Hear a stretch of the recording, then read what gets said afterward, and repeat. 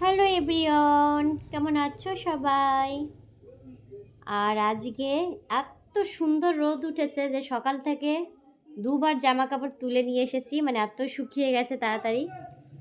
আবার কেচে দিয়ে এলাম, সেগুলোও প্রায় জল টেনে গিয়েছে। আর ছেলেকে স্কুল দিয়ে এলাম, তো দেখো স্কুল দিতে গিয়ে কি অবস্থা হয়েছে দেখতে পাচ্ছ। পায়ে পুরো ফোস্কা পড়ে গেছে, দুয়ে পায়ে দেখছো লাল হয়ে গিয়েছে। বর্ষার সময় না আমি হাঁটতে পারি না রাস্তা দিয়ে, ভীষণ মানে জুতো কেমন হয়ে যায় আমি বুঝি না।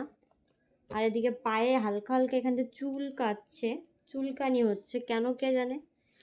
মনে হয় যে বর্ষায় রাস্তায় জল হয়েছিল, একদিন নেমেছিলাম, সেই থেকে হয়তো এরকম চুলকানি হচ্ছে হালকা হালকা। আর সব থেকে বেশি এটাই ব্যথা লাগছে, ফোস্কাটায়। একটু মলম দেবো।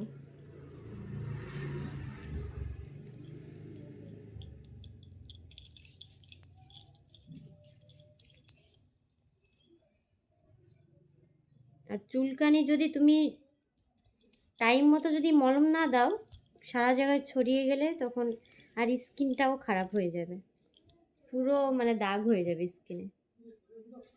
তাই হালকা হালকা চুলকায়, আবার মশা কামড়ালেই চুলকানি হয় আরও।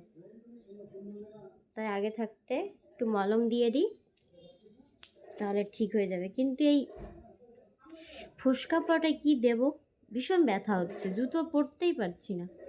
ছেলেকে আনতে যাব কি করে বলো, জুতো পায়ে না দিয়ে। ভীষণ যন্ত্রণা হচ্ছে, হেঁটে এলাম তো সবে।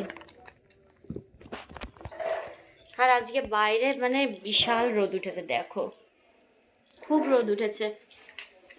জামা কাপড় ধুয়েও দিয়ে এলাম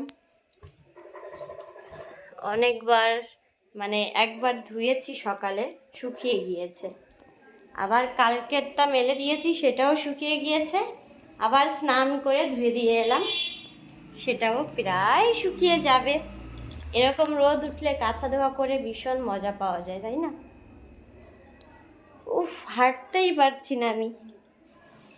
আর চুলকালে সেখানে যদি চুলকায় আরও বেশি চুলকানি হয়, কেন কে জানে। তো যাই, একটু শুয়ে পড়ি, দিয়ে এলাম, এখন আর কোনো কাজ নেই, তো একটু শুই, রেস্ট করি। টাটা।